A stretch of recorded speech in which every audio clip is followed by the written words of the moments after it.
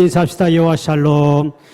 하나님의 평강이 오늘 온라인 예배 참여 우리 성도님과 이 자리에 오신 여러분에게 임하길 주의 이름으로 축복합니다. 자, 5월은 가정의 달을 맞이해서 계속 가정에 대한 메시지를 전하고 있습니다. 그리고 다음 주는 우리 성령 강림절 기념주일인데요. 올해는 그냥 넘어갈 예정입니다. 작년도 제가 성령 강림절을 맞이해서 40일 동안 성령님에 대해서 오직 성령 충만 받자는 제목을 가지고 저녁 특별 기도회, 우리 코로나 중에도 우리가 은혜 가운데 잘 마쳤습니다. 그래서 올해는 가정의 달을 맞이해서 이어서 계속적인 이 대인관계, 인간관계에 대해서 제가 말씀을 계속 전하고자 합니다. 그래서 이 인간관계라 그러면 이 부부관계, 또한 부모와 자식 관계, 형제 관계, 그 다음에 이웃 관계, 성도 관계, 직장 가서 상사와 또 밑에 사람들 관계, 이 인간관계 실패하면 실패거든요. 그렇기 때문에 이 인간관계 얼마나 중요한가, 이게 대해서, 그리고 거기에 대한 어떻게 상처는 왜 생겼으며 그 치유는 어떻게 해야 할 것인가, 그리고 내적 치유, 그리고 우리 속에 있는 쓴뿌리를 어떻게 제거할 것인가, 왜 나는 잘해주고 늘 이렇게 나는 혼자 상처를 받는가, 상처 안 받는 방법 무엇인가, 그 인간관계 방법에 대해서 여러 가지 말씀을 이어서 해드리려고 합니다. 그래서 특별히 강사님도 두 분을 제가 초대를 했습니다.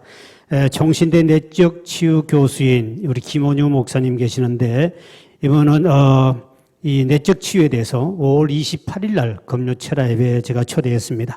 이분은 저와 같이 신학교 동창이기 때문에 우리에게 두 번 전에 부른 적이 있습니다. 그리고 또 한국에서 상담과 심리학에서 최고의 권위자를 할 수 있는 정태기 교수, 교수님은 치유상담대학원대학교 총장님이신데, 이분은 6월 16일 날 수요 낮 예배 때 강사로 모시기로 했습니다. 이분은 제가 그분 밑에서 한 26년 전에 제가 2년간 심리학을 공부를 했고 제가 모신 우리 스승입니다. 그래서 한번 오셔서 말씀을 전해서 함께 우리도 우리 내적 치유, 그리고 심리 치유, 여러 가지 치유에 대한 방법의 말씀을 함께 은혜를 나누고자 합니다. 오늘 이 본문의 말씀을 가지고 가족 간에 일어나는 마음의 상처, 그리고 이걸 어떻게 치유할까, 오늘 그런 제목으로 말씀을 나누겠습니다. 세상에서 가장 아름답고 따뜻한 말 단어가 무엇일까? 어머니, 아버지, 엄마, 아빠, 그리고 언니, 형, 동생이란 단어입니다. 그런데 참 아이러니하게도 가장 많은 상처를 주는 사람, 그 인간이 누구냐? 가족이라는 사실입니다. 왜 이런 일이 벌어질까요? 자녀들은 거의 다 보면 90% 이상이 부모로부터 다 상처를 받고 자란다고 합니다. 가장 많은 상처를 받는데, 그러나 상처를 주는 부모는 전혀 그것을 모르고 있다는 사실입니다. 그래서 이 부부간도 마찬가지입니다. 가장 가까워야 할 사람인데 남편은 아내로부터 상처를 받고요, 또 아내는 남의 편만 들어주는 남편 때문에 상처받는 사람이 얼마나 많은지 몰라요. 그래서 참 인간은 희한하다. 사랑하지만 상처도 주고 받는 것이 이 가족의 두 얼굴, 참 심리학에서는 상당히 이를 깊이 다루고 있는데요, 어떻든 우리 성경에 보더라도 이 가족 간의 두 얼굴 있다는 겁니다. 가장 가까우면서도 먼 관계, 버릴 수도 없고 포기할 수도 없는 것이 가족 관계인데 왜 나는 가족에게 감정을 자주 폭발하고 일어날까? 자, 앞으로 쭉 제가 메시지를 들으면 이에 대한 해답이 다 나올 거예요. 왜 가장 따뜻하고 행복한 이 해야 할 가정이 서로에게 상처를 주고 가장 많은 상처를 생산해내는 공장이 어디냐? 여러분의 가정이라는 사실입니다. 먼 데 있는 사람에게 상처받을 이유가 없어요. 가장 가까이 있기 때문에 가장 깊은 상처를 받고, 그런데 중요한 것은 이 상처는 이 주변에 무관심에 있는 것이 아니라 내 편이라고 생각했던 사람, 그리고 당연히 나를 챙겨줄 것이라고 믿었던, 기대했던 사람, 그 가족으로부터 배신당하고 거기에 대해서 보호받지 못하고 그랬을 때 거기서 오는 상처는, 이거는 10년, 20년이 아니라 아무리 세월이 흘러도 치유하기 어렵다는 사실입니다. 그래서 오늘 이 자리에 오신 여러분도, 우리가 주일이기 때문에 거룩하게 예배를 드리기 위해서 이 자리에 오셨습니다만, 사실은 오늘 이 자리에 오신 여러분들도 그렇게 마음이 편치 않게 오신 분도 많이 있을 줄 생각하고 있습니다. 왜냐하면 지금 이제 폭풍 전야같이 그런 나를 보낸 사람이 있고, 그리고 오늘은 주일이니까 우리 휴전하자, 전쟁하다가 오늘 딱 예배 끝나고 가서 싸우든지 하자, 그리고 또 약속하고 나온 인간 또 오늘 있을 거예요. 내가 오늘은 예배 때문에 참는다. 이 사람 쳐다보세요. 건드렸다가는 폭발할 인간들이 한두 명 아닙니다. 그래서 저도 여러분을 안 건드리기로 아주 결심을 했습니다. 툭하면 터질 것 같은 이내 마음 봉숭아라 불러다오. 봉숭아는 건드리면 툭 터져버립니다. 사람이 왜 이렇게 이 감정이 이렇게 우리가 이렇게 격하게 살아갈까? 사실 우리는 왜 가족으로부터 마음의 상처를 받지요? 왜 특히 부모와 자녀 관계, 부부 관계 앞으로 계속 다룰 겁니다만 왜 이렇게 상처를 받는가? 특히 부모와 자식 간의 관계, 부모는 자식에게 상처를 받고 자식은 부모에게 상처를 받고 이게 왜 이렇게 계속 일어나느냐는 겁니다. 특히 오늘날 시대는 부모와 자식 간에 이 상처가 많이 일어나는 것은 이 급변하는 문화로 인한 소통의 부재 때문에 일어나는 것이 많습니다. 우리가 살아온 이 시대를 보면 이 지금 사는 이 시대만큼 이렇게 역사적으로 볼 때 이렇게 큰 세대의 문화 차이가 일어난 적은 없습니다. 어르신들이 자라왔던 그 문화 시대는 그 문화는 거의 비슷하게 역사가 왔기 때문에 대화도 되고 큰 상처가 별로 없었습니다. 가족 간에. 그런데 지금 자라는 아이들과 어른 세대를 따지면 이거는 지구가 완전히 바뀔 정도로 어마어마한 급변한 변화가 일어났습니다. 상상을 초월하는 문화 속에 살아가거든요. 그렇기 때문에 부모 세대가 살아왔던 그 문화, 그게 몸에 젖어 살아왔던 그 문화와 생각과 모든 사고방식이 지금 살아가는 젊은 세대들의 문화하고는 너무 차이 나기 때문에 대화 자체가 안 됩니다. 같이 생활 자체가 안 되는 것이죠. 그렇기 때문에 서로가 틀렸다고 생각합니다. 틀린 것이 아니라 다른 문화에서 자랐기 때문에 다르다는 것을 인정을 해줘야 되는데 절대로 그걸 인정 못하니까 어른 세대, 우리 첫 주에 말씀드렸죠. 어른 세대와 다른 세대, 구세대와 신세대, X세대와 Y세대, 제가 첫째 주에 말씀을 드렸습니다. 이 세대 차이의 갈등이라는 것은 이거는 이 문화 속에서 일어나는 급변한 문화 속에서 일어났기 때문에 오늘날 집집마다 자녀와의 대화는 더 안 되고 있는 겁니다. 그래서 지금 시대에 보면 이 자녀들 2030 세대, 20대, 30대 세대 사람들은 지금 60대, 70대, 80대 사람들을 가리켜서 하는 말이 새로운 용어죠. 어는데 꼰대란 말을 씁니다. 꼰대. 많이 들어보셨죠? 꼰대. 원래 꼰대란 말은 청소년 시절에 학교 선생님들, 교장 선생, 그리고 또 나이 많은 남자를 가리켰을 때 꼰대란 말을 썼어요. 이게 처음 시작입니다. 근데 이게 외국에도 지금 이제 바람 불어서 우리 한국말을 쓰고 있는 데가 많은데요. 근데 이제 이 세월이 흘러오면서 문제가 뭐냐니까 꼰대는 이제는 세대, 첫째 주에 말했듯이 그 세대별 차이에서 나면 꼰대로 취급합니다. 꼰대의 특징이 몇 가지 있습니다. 그래서 젊은 사람들은 2030 세대, 20대, 30대 이 사람들은 나이 든 사람하고 대화 자체가 안 됩니다. 아예 대화가 안 됩니다. 모든 문화나 생각이 틀립니다. 그렇기 때문에 거기서부터 분쟁과 때는 갈등이 생기는데요. 그래서 꼰대에 대한 그를 점검하는 꼰대 자기 테스트기도 있고요. 그게 다 나와 있습니다. 그래서 대개가 꼰대는 꼰대 라떼란 말이 있습니다. 꼰대 라떼는 뭐냐가 요즘에 라떼, 커피숍은 라떼를 많이 먹지요. 라떼, 나 때는 이 말입니다. 내 때는 이 말 자주 하는 인간은 꼰대라는 겁니다. 그 말 쓰지 마세요. 꼰대 말을 안 듣고 싶거든. 내 때는 이놈들아, 얘들아, 내 때는 어떤 줄 아냐? 이 인간은 이렇게 말하는 사람은 꼰대입니다. 꼰대. 그는 사회에서 젊은 세대 절대로 받아주지 않습니다. 대화도 하고 밥도 먹기 싫다 그럽니다. 꼰대는 특징이 뭐냐? 대개가 지적질을 잘합니다. 지적질을 잘하고 거침없이 가르치려고만 합니다. 남의 말을 안 들어요. 말 듣기를 싫어하고 자기 말만 많이 하고 들으려 안 하고 갑질하고 이걸 꼰대의 질이라 그럽니다. 이 꼰대의 법칙 쫙 나오면 한 20몇 가지가 있어요. 언제 내가 꼰대가 아닌가 묻고 싶은데 오면 제가 책을 줄 테니까 보고 나 꼰대 중에 꼰대구나. 이게 지금 왜냐? 급변하는 문화 속에서 일어나는 이 현상이 바로 오늘 우리가 살고 있고 겪고 있기 때문에 그래서 가족 간의 갈등, 부모와 자녀 간의 갈등은 다른 세대에서 옛날에는 생각지도 못한 일들이 지금 일어나고 있는 거예요. 옛날에는 집안에서 할아버지 그러면 다 조용하고 다 이게 돌아갔습니다. 뭐 잔소리할 것도 없었어요. 지금은 여러분 말하면 대화하자면 대놓고 화부터 내는 것이 인간 아닙니까? 그러니까 대화가 안 되는 거예요. 5분도 안 가서 자녀가 싸웁니다. 왜? 대화 자체가 안 되기 때문에. 그 문화를 이해 못하면 절대로 대화가 안 됩니다. 소통이 안 되는 거죠. 소통이 안 되면 인간관계는 끝나는 겁니다. 오늘 본문을 돌아가서 이 본문에 보면 이삭이라는 아버지가 나옵니다.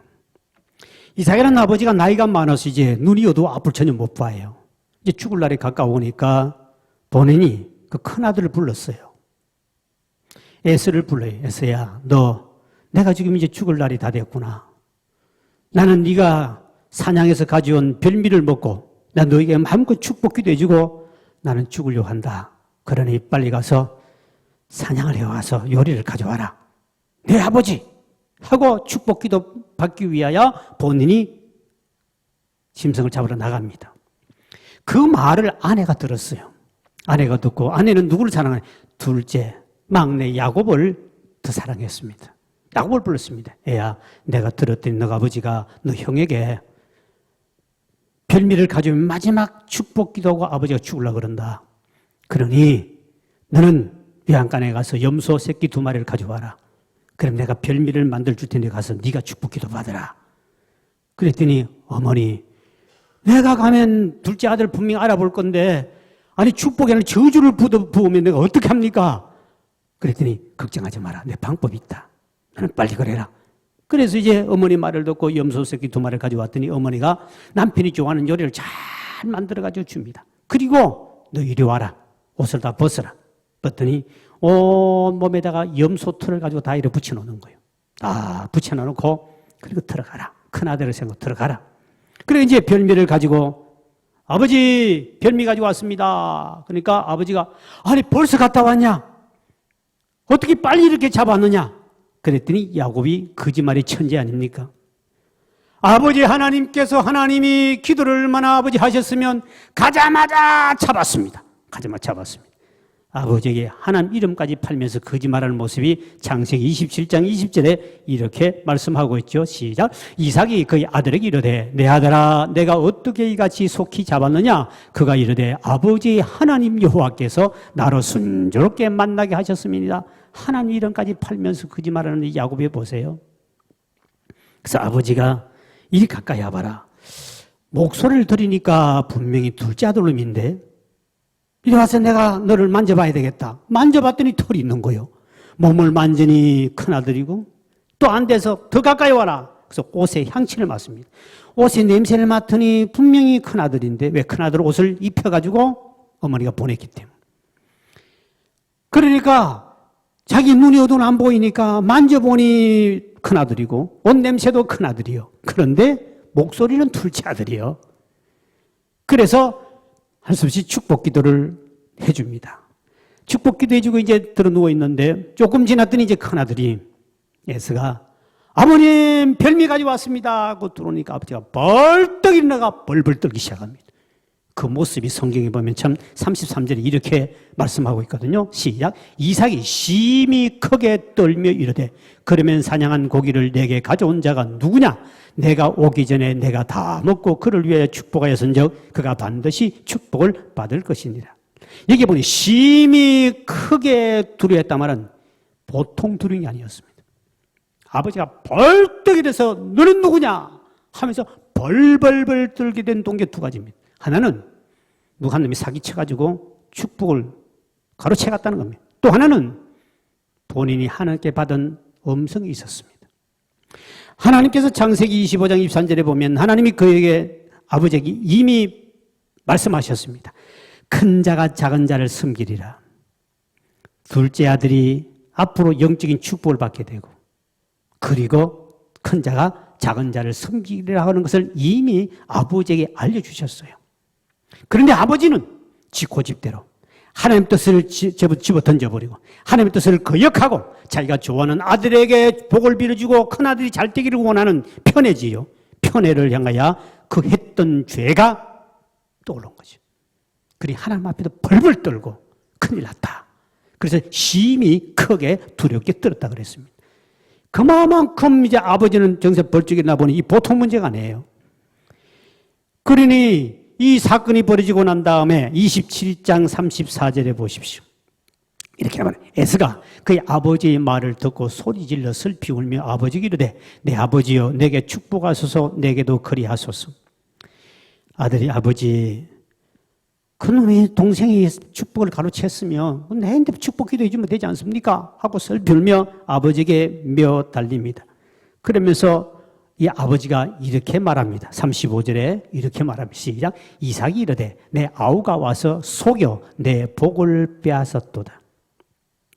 이때 큰아들은요, 동생이 2번이나 자기를 속이고 복 빼앗은 것을 기억하면서 아버지에게 고백합니다. 아버지, 그놈은 야곱이 아닙니까? 원래 발뒤꿈치를 잡는다는 사기꾼이 아닙니까? 그런데 그는 전에는 내게 장자권을 빼앗아가더니 이번에는 축복도 빼앗아갔습니다. 그러면서 그런데 아버지, 내 남은 복을 내게 빌려주면 되지 않습니까? 하고 통곡하지요. 36, 37절의 말씀 이렇게 말합니다. 에스가 이르되 그의 이름은 야곱이라 함이 합당하지 아니하나이까? 그가 나를 속임이 이것이 2번째니이다.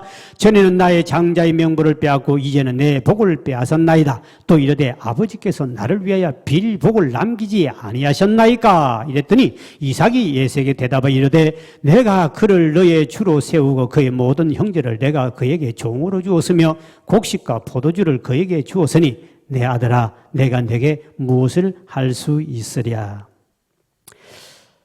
아버지에게 이 말을 듣는 순간에 아들은 큰 상처를 받게 됩니다. 아버지에게 1차 큰 상처를 받습니다. 축복 빌어줄 게 아무것도 없다. 근데 아버지는 하나님 뜻도 무시하고 또 영적으로 둔감한 사람이 되어버렸습니다. 창세기 25장 23절을 보면 이렇게 말씀하고 있습니다. 여호와께서 그에게 이르시되 2 국민이 내 태중에 있구나. 2 민족이 내 복중에서부터 나누리라. 이 족속이 저 족속보다 강하겠고 큰 자가 어린 자를 섬기리라 하셨더라.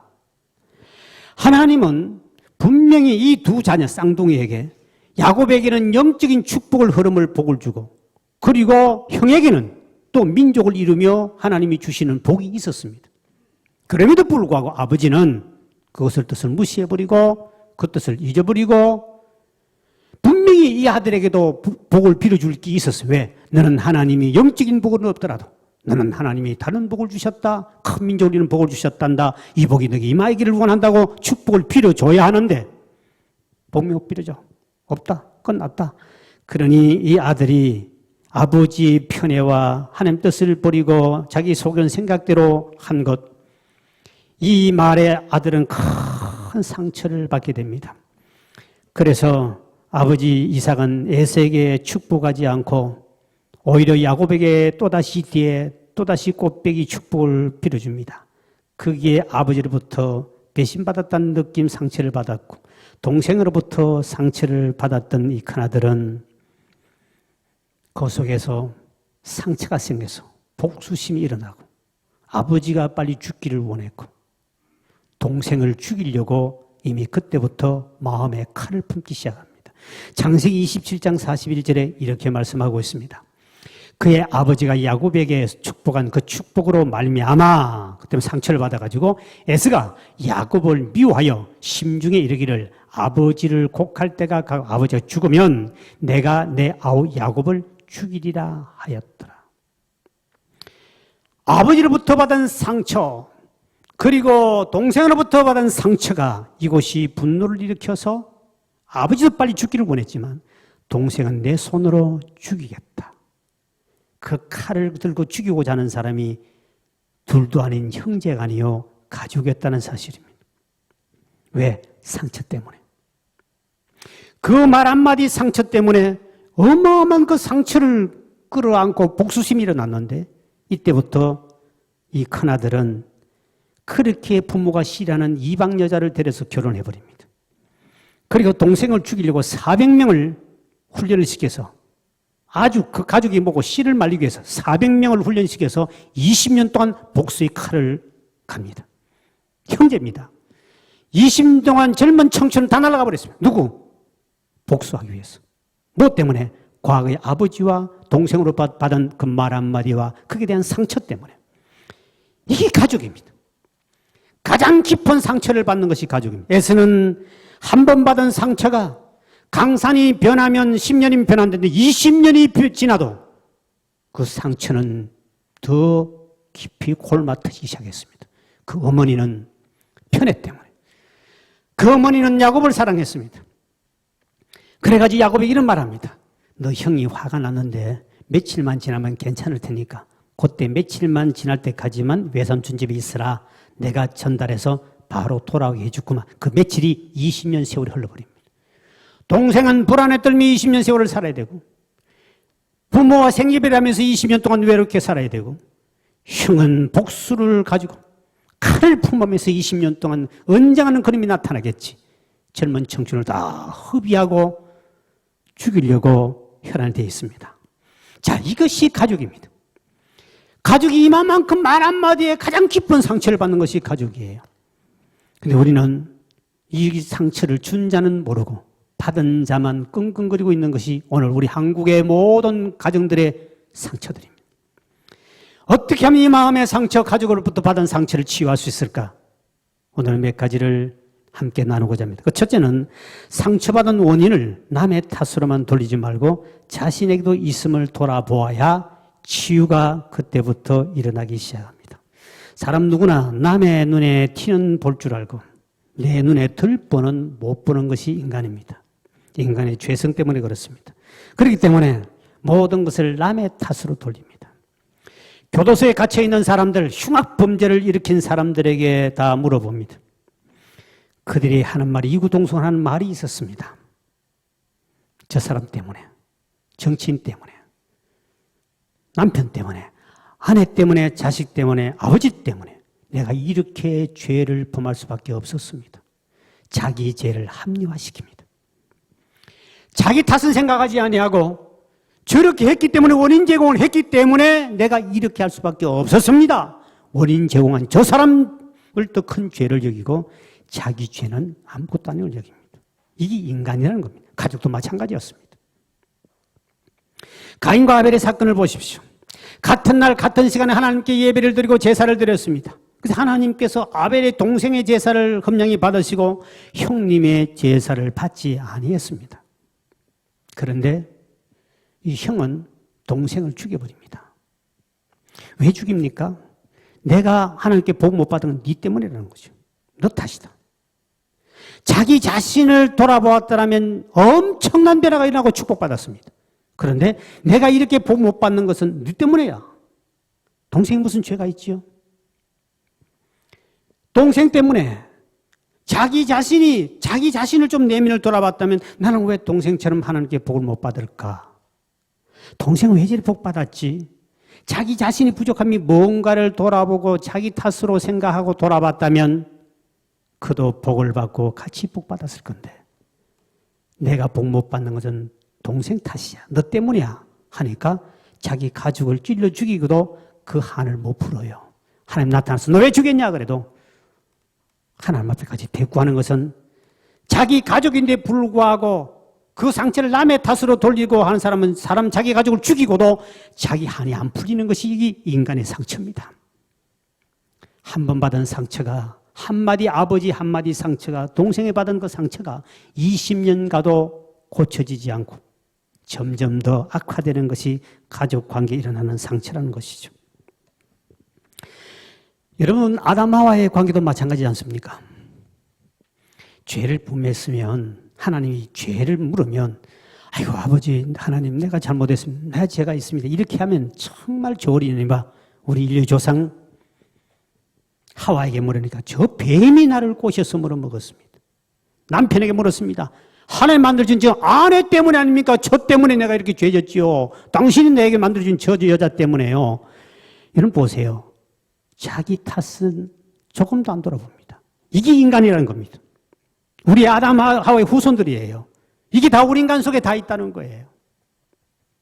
그래서 자기 자신의 내면의 세계를 내 자아를 돌아보지 못하면 치유도 안 되고 인간관계도 회복도 안 된다는 사실입니다. 부부 문제를 보면 성격도 다르고 여러 가지의 부족한 점이 허물이 보입니다.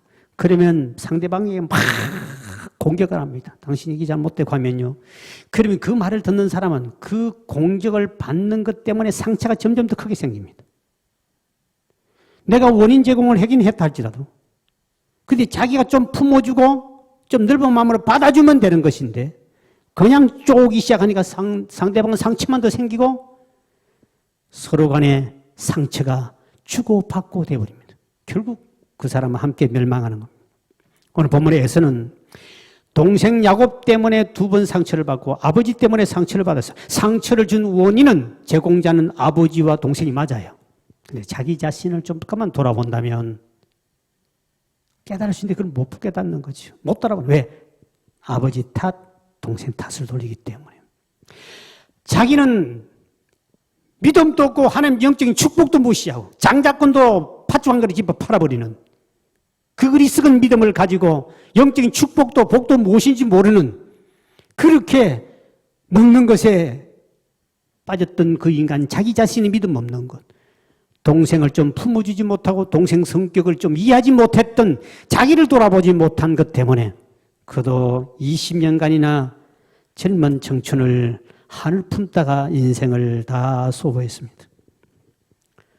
남의 탓으로 생각하면 평생 원망하며 분노하다가 여러분의 가족 간의 인생은 끝납니다. 그래서 천주교는 참고 하나 좋다고 그래 저는 안 가봤습니다만 들었습니다만 천주교는 항상 무슨 문제가 생기면 내 탓입니다. 내 탓입니다. 3번 친대요. 주먹을 불끈 쥐세요. 손 없는 사람은 주먹 쥐지 마시고. 가정에 일어난 자식의 문제, 부부관계 문제, 이제 상처받는 문제, 상처 주는 문제, 문제가 일어나면 내 탓입니다. 내 탓. 3번 시작. 내 탓입니다. 내 탓입니다. 내 탓입니다. 3개 쳐요. 안 주고요. 3개 쳐야 내가 치유받고 상대방은 치유받는다고요. 가족관계에서 받은 상처 때문에 내 안에 있는 대개가 이 상처는 가족관계에서 제가 발견할 수 있는 건데요. 가족에게 상처 주는 사람, 가족에게 상처를 주는 사람이 있고 가족으로부터 상처를 많이 받는 사람이 있습니다. 왜 나는 잘해주는데 가족이 상처를 받지요? 그리고 또 왜 나는 가족을 통해 상처를 내가 또 잘 받지요? 남에게 상처도 잘 주고 난 상처를 또 잘 받는다 했을 때 자기를 돌아봐야 합니다. 여기서부터 이제 심리학에 대한 이야기가 나옵니다.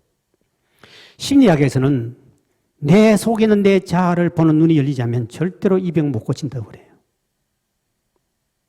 그것이 원인이 어디서 오느냐? 내가 자라올 때 자라오면서 받은 가족 관계에서 받은 상처가 내 속에 있기 때문에 나는 다른 사람보다 가족으로부터 상처를 더 많이 받아요. 또 내가 하는 말마다 가족이 상처를 더 많이 받아요. 뭐 때문에 내가 자라오면서 가족에게서 받은 상처가 내 속에 치유되지 않고 있기 때문에 이 악영향으로 말미암아 혈기가 푹푹 올라오고 왜? 내 가족의 과거의 상처가 치유 못 받았기 때문에.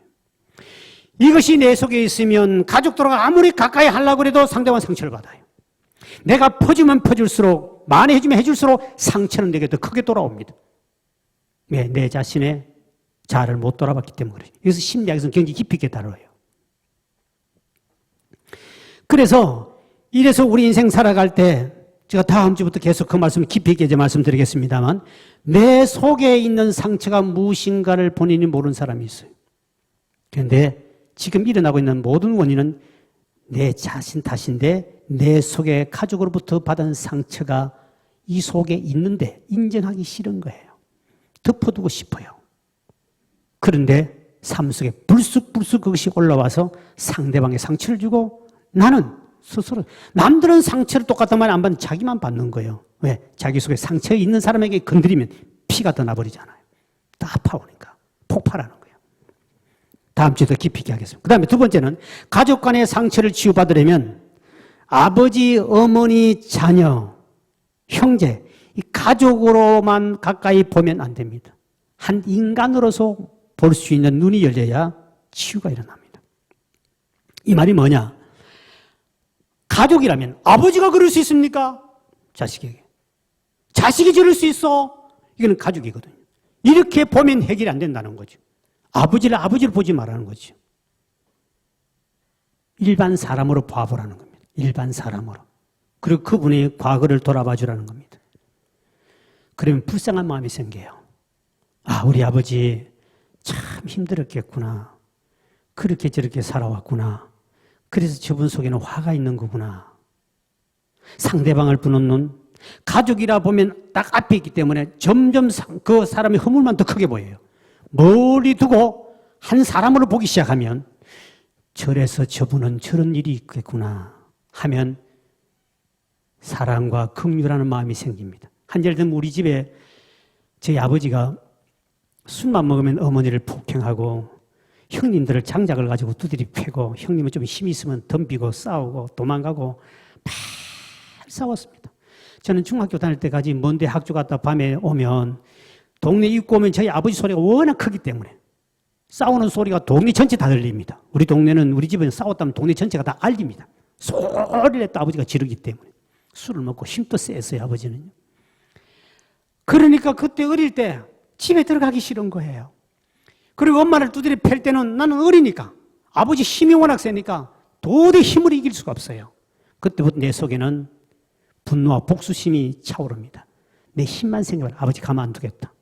죽여버린다. 엄마를 두드려 팼는데 엄마는 피를 흘리고 이웃을 도망가서 잠을 자고 오고 나는 너 아버지 때문에 나 빨리 죽을란다 그러지. 맨날 그 소리 어릴 때부터 듣고 자랐거든요. 아버지는 복수심이 가득 찼습니다. 자다가 어느 날 제가 성숙하고 난 다음에 아버지를 보지 않고 아버지의 과거를 보기 시작했습니다. 그때부터 아버지가 너무 불쌍하다는 걸 느끼기 시작합니다. 아버지는 내가 안 도와주면 안 되는 사람이야. 아버지가 너무 불쌍한 사람이야. 우리 아버지는 일본에서 가서 돈을 벌었어요. 근데 원폭이 터져버렸어요. 돈이 다 날아가 버렸어요. 통장이고 뭐고 전부 다 날아가 버렸습니다. 그게 떨어져가지고 한 푼도 못 가져 나왔어요. 처자식은 먹여 살려야 되는데 땅 한 평 없었어요. 남이 집에 가가지고 고생고생하면 땅 산다 싼 것 좀 얻어가지고 소작하면서 이렇게 해가 벌어서 자식을 먹여 살리는데 생각만 하면 화병이 걸리는 거예요. 돈 다 날아가버려. 젊은 청춘 돈 벌어난 걸 싹 다 날아가 버렸어요. 한 푼도 못 받고 가서 가져올 수도 없고 갈 수도 없었습니다. 그러니까 아버지로서는 화병이 걸려가지고 미칠 정도죠. 지금까지 이런 모아놓은 재산 다 날아가 버렸으니까. 이러니까 본인이 술을 먹을 수밖에 없습니다. 화를 다스려야 되니까. 그러다 보니 술을 먹어야 되고 자식들은 키워가야 되고. 그러니까 이게 화병이 나니까 이 화가 조금만 뭐가 일 안 되면 자기 방해되고 뭐 안 따라오면 못 견디는 거예요. 화가 있어서 때리고 부수고 이렇게 합니다. 아버지를 보는 순간에 우리 아버지 꿈이 꺾였을 때 얼마나 실망했을까. 젊은 청춘을 다 버리고 꿈이 좌절되고 처자식 먹여 살려고 얼마나 힘들었을까. 그러니 모든 것이 제대로 일이 잡혔을까. 그 아버지를 보지 않고 한 사람으로 보기 시작하면서 아버지가 너무 불쌍한 거예요. 그래서 우리 가족 어머니도 형님들도 아버지하고 부딪히면 싸웠지만 전 아버지가 불쌍한 마음에 아버지를 가까이 갔습니다. 더 자주 술을 사드리고 아버지 어머니 몰래 더 아버지가 좋아하는 것 술 먹으면 폭력하지만 저는 술을 더 사드렸습니다. 아버지 먹고 화를 푸셔야 됩니다. 아버지를 사랑을 했습니다. 아들 6입니다. 아버지 어느 날 애야 네가 믿는 예수 믿고 나 천국 갈게. 결국 저희 아버지는 저를 통하여 구원받은 줄 믿으시길 바랍니다. 우리 가족 다 예수 믿는 집안이었습니다. 근데 아버지는 저를 통하여 구원받게 된 것은 내가 그 아버지의 마음의 상처를 내가 알았고 아버지도 그 때문에 치유가 되면서 저희 아버지는 저 따라 예수 믿고 절대로 안 믿겠다는 사람이 80살, 80이 돼서 예수를 믿고 천국에 가셨어요. 오늘 저와 여러분의 가족이 마찬가지입니다. 가족이라고 생각하면 해결이 되지 않습니다. 어떻게 너가 나에게, 당신이 나에게, 어떻게 부모가, 아버지가 나에게 이럴 수 있느냐고 가족을 보면 해결이 없습니다. 좀 멀리 두고 보십시오. 그분을 한 사람으로 보십시오. 그 상대방의 내면의 세계를 보는 눈이 열리면 내 속에 있는 상처도 분노도 싸그러지고 상대방의 상처도 치유될 줄 믿으시기 바랍니다. 세 번째는 가족 간의 상처 치유는 역시 여호와 라파의 하나님, 치유하신 하나님 앞에 기도해서 치료받기를 주의 이름으로 축원드립니다. 여호와 라파의 하나님, 모든 걸 치료하시는 하나님, 싸매시고 감싸 주시는 우리 하나님, 그분 앞에 나 기도하면 치료받습니다. 오늘 본문의 에서는 너무나 큰 상처를, 운다는 것은 크게 운다는 건 상처가 너무 크다는 뜻이거든요. 오늘 본문의 34절과 38절을 같이 읽어봅니다. 에스가 이렇게 웁니다. 시작. 에스가 그의 아버지의 말을 듣고 상처받아 소리질러 슬피 울며 아버지에게 이르되 내 아버지여 내게 축복하소서, 내게도 그리하소서. 또 에스가 아버지에게 이르되 내 아버지여 아버지가 빌 복이 이 하나뿐이니까 내 아버지여 내게 축복하소서, 내게도 그리하소서 하고 소리를 높여 울었지만 상처받아 펑펑 울고 있는데도 어느 누구 하나 에서의 눈물을 닦아준 가족이 없습니다. 어느 누구 하나 에서에게 위로해 준 사람 한 명도 없어요. 성경을 아무리 보십시오. 엄마도 위로 안 하고 아빠도 위로하지 않고 가족 누구도 눈물을 닦아준 사람이 한 명도 없었습니다. 그는 깊은 상처에 더 큰 상처와 분노가 일어나서 동생을 죽이려고 400명의 군사를 훈련시킵니다. 상처 준 야곱이 형님에게 상처 줬는데 20년 지나고 나면 이제 강산이 돈 바뀌었으니까 형님 풀어졌겠지. 어머니는 며칠만 있다고 그러는데 20년 있었으니까 당연히 풀어졌겠지 하고 처자식을 거느리고 고향으로 옵니다. 올 때 이 형이 동생이 온다는 소식을 듣고 400명들에게 칼을 쥐어서 가죽이고 짐승이 뭐든 간에 다 죽여버리라. 목소리 칼을 긁고 뛰어오고 400명이 오고 있습니다. 이때 야곱이라는 사람이 어떻게 하지요? 형님은 안 풀어졌구나. 형님의 상처가 아직도 치유 안 됐구나. 성경을 가만히 보면 에서의 눈물을 닦아주고 에서의 마음에 깊은 20년 동안 쌓인 그 상처를 누가 치료해주고 눈물을 닦아주느냐? 주님이라는 것을 발견할 수 있습니다. 야곱이 야복 강가에서 그 소식을 듣게 됩니다. 그는 밤이 맞도록 천사와 씨름하면서 형님의 마음의 상처를 치유해주지 아니하면 나 죽습니다. 형님 마음을 돌이켜주시고 생명 걸고 환도뼈가 부러지기까지 기도하며 하나님께 매달렸죠. 그리고 그는 형님 앞으로 나아갑니다. 성경에 보면 쩔뚝빠리가 돼서 형님 앞에 7번 엎드려 형님 잘못했습니다. 형님 잘못했습니다.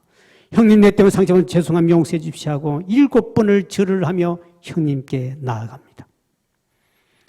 이 모습을 하나님이 위에서 보시고 야곱이 형님의 마음의 상처를 치유해달라고 저 마음 바꿔달라고 기도하는 그 기도를 들으셨고 야곱이 자신이 죄도 깨닫고 형님 앞에 사람 앞에 지은 죄, 사람 앞에 상처 준 것을 본인이 잘못함을 깨닫고 7번씩이나 성경에 보니까 엎드려 경배하며 형님께 나아갈 때 하나님은 20년 동안 한풀이 못하고 그 원한 맺혔던 그 가슴의 엉어리를 주님이 만져주기 시작했습니다.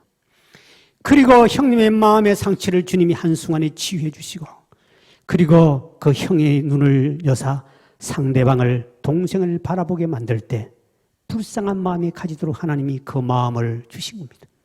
동생을 딱 쳐다봤더니 밤새도록 잠을 못 자고 머리는 산발사발 됐고 다리는 부러졌는지 쩔뚝거리고 오고 꼭 거지보다 왕거지 같은 인간이 잘못했다고 눈물을 흘리며 고개를 숙이며 오는 그 모습 볼 때 갑자기 주님이 치유해 주신 그 마음을 통하여 이 마음에 불쌍한 마음이 생기더니 칼을 집어 던져버리고 뛰어가서 동생을 끌어안고 울면서 해피엔딩으로 끝나는 모습이 오늘 본문의 창세기 33장 3절 4절 이렇게 표현하고 있습니다.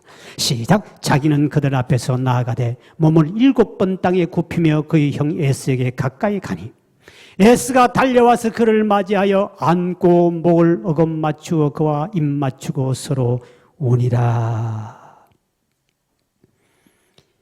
치유가 일어나고 회복이 일어나고 축복이 임한 줄 믿으시길 바랍니다. 사랑하는 우리 성도 여러분, 가족 간에 받은 상처, 가족 간에 준 상처가 있다면 여러분, 우리 하나님, 여호와 라파의 하나님, 치료하신 그 하나님 앞에 기도함으로 치유받기를 주의 이름으로 축원드립니다. 구약에 한나라는 여인이 있었습니다. 가족들에게 가까운 가족, 밥상에서 끊임없는 눈총과 상처를 많이 받았던 한나는 너무너무 억울해서 낮에 대낮에 성전에 가서 하나님 앞에 자기 한 맺힌 것을 하나님 앞에 통곡하며 하나님 앞에 기도했습니다. 하나님 앞에 너무너무 큰 상처를 받았습니다. 누구에게? 가족에게. 밥상 내에 같이 앉은 사람 가족들에게 엄청난 상처를 받아 그 상처 준 사람하고 싸우지 아니하고 왜 좋냐고 따지지 아니하고 그 상처를 짊어지고 여호와의 전에 가서 하나님 앞에 울부짖고 기도합니다. 사무엘상 1장 10절에는 이렇게 표현하고 있습니다. 한나가 마음이 괴로워서 여호와께 기도하고 뭐 했다고? 통곡했단 말은 상처가 너무 깊었다는 거죠. 그렇게 했을 때 엘리라는 제사장이 그 기도하는 여인에게 축복 기도를 해줍니다. 축복 기도를 받고 난 다음에 하나님께 기도를 통하여 자기 마음의 상처가 순간에 치유가 되고 근심과 걱정과 아픔의 얼굴의 상처들이 싹 사그러지며 얼굴과 심령이 변화되는 모습을 사무엘상 1장 17, 18절에 상세하게 이렇게 표현하고 있습니다. 시작. 엘리가 대답하여 이르되 평안히 가라. 이스라엘 하나님이 내가 기도하여 구한 것을 허락하시기를 원하노라 하니 이르되 당신의 여정이 당신께 은혜 있기를 원하나이다 하고 가서 먹고 얼굴에 뭐가요? 다시는 근심의 빛이 없어지고 속에 근심이 있으면 속에 얼음이 있으면 얼굴을 나타납니다. 속이 아프면 얼굴이 나타나요. 속이 답답하고 화나면 얼굴이 나타납니다. 그런데 얼굴에 빛이 있었다는 것은 마음속의 엉어리와 상처가 치유받은 줄 믿으시길 바랍니다. 무엇 때문에? 여호와께 통곡하며 상처를 넣고 기도했을 때. 구약의 다윗이라는 사람은 자기 장인어른입니다. 장인으로부터 엄청난 상처를 받았습니다. 그런데 장인하고 싸우지 아니합니다. 대적하지 아니합니다. 그는 그 아픔과 상처를 여호와의 전에 가서 통곡하며 이렇게 기도합니다. 시편 142편 1절 2절에 이렇게 말씀합니다. 내가 소리내어 여호와께 부르짖으며 소리내어 여호와께 간구하노다. 무엇 때문에? 내가 내 원통함을 그의 앞에 토로하며 내 우환을 그의 앞에 진술하며 내 원통함, 내 마음의 상처, 너무너무 고통스러운 가족으로부터 받은 상처, 이거를 그들과 싸우고 따지지 아니하고 그걸 하나님 앞에 그대로 하나님 앞에 나타내며 성경엔 토해냈다 그랬습니다. 시편 62편 8절을 보십시오. 시작. 백성들아 시시로 그를 의지하고 그의 앞에 마음을 토하라. 하나님은 우리의 피난처시로다. 셀라. 하나님 앞에 여러분의 모든 상처를, 울분과 울음을 하나님 앞에 나가 울고 하나님 앞에 나 상처를 끄집어내 놓으십시오. 그것이 하나님께 치유받는 길입니다. 내가 상처를 치유받기 위해서 상처 준 인간 가족에게 아무리 대화를 하고 아무리 잘해줘도 더 큰 상처만 돌아오는 것이 인간관계입니다. 그 관계는 여러분 하나님만이 해결해 주시는 거예요. 20년 동안 아직 가족 간의 엉어리가 아직도 있어서 이거를 용서하지 못하고 분노하며 살아가는 성도가 있습니다. 그렇다면 여러분, 사람을 통해 절대로 그것을 용서를 못 받고 화해가 일어날 수 없다는 사실입니다. 여호와 라파의 하나님, 그 하나님께 나아가야 됩니다. 울고 있는 형제여 왜 기도를 잊었는가. 어둠 속에 기도는 기적을 부른다오. 오늘 사랑하는 성도 여러분, 여러분의 마음에 있는 상처, 가족으로부터 받은 상처, 그 사람을 통하여 치유받으려고 위로받으려고 생각도 하지 마십시오. 더 큰 상처만 있습니다. 남편에게 받은 상처, 남편에게 위로받으려고 하지 마세요. 당신은 더 큰 상처만 있습니다. 아내도 마찬가지고요, 자식도 부모도 마찬가지고요, 대인관계도 마찬가지입니다. 그리고 나 때문에 내 가족이, 내 자녀가 울고 있다면, 상처받아 통곡하고 있다면 여러분이 눈물을 닦아줘가지고는 별 효과가 없습니다. 주님, 나 때문에 내 자녀가, 내 남편, 내 아내가, 내 부모가 이렇게 상처받아 울고 있습니다. 그 눈물을 주님 닦아주십시오. 그 마음의 상처를 주님이 치유해 주시옵소서. 그럴 때 주님의 치유를 통하여 그 상처가 아름다운 진주로 만들어내는 축복이 여러분이 임하기를 주의 이름으로 축원드립니다. 함께 찬양하고 기도할까요? 치유하신 하나님 앞에 고쳐달라고 이 찬양 드립니다. 인생길 험하고 마음 지쳐 살아갈 용기 없어질 때 나 홀로 앉아서 탄식치 말고 예수님 품으로 나오시오. 예수님은 나의 생명, 믿음, 소망, 사랑 되시니 십자가 보혈 자비의 손길로 상처 입은 너를 고치시. 두 손을 가슴에 모으고 평생의 모든 꿈 허물어져 세상의 친구 다 떠날 때 어둠에 앉아서 울지만 말고 예수님 품으로 나오시오.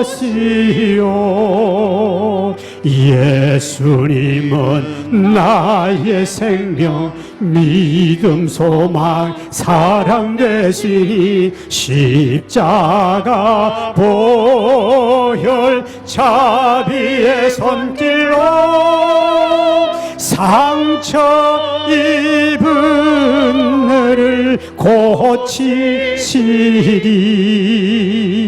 어두운 밤 지나면 새날 오고 겨울이 가면 봄이 오듯 이 세상 슬픔이 지나고 나면 광명한 새날이 다가오네. 예수님은 나의 생명, 믿음, 소망, 사랑 되시니 십자가 보혈 자비의 손길로 상처 입은 너를 고치시리. 주님,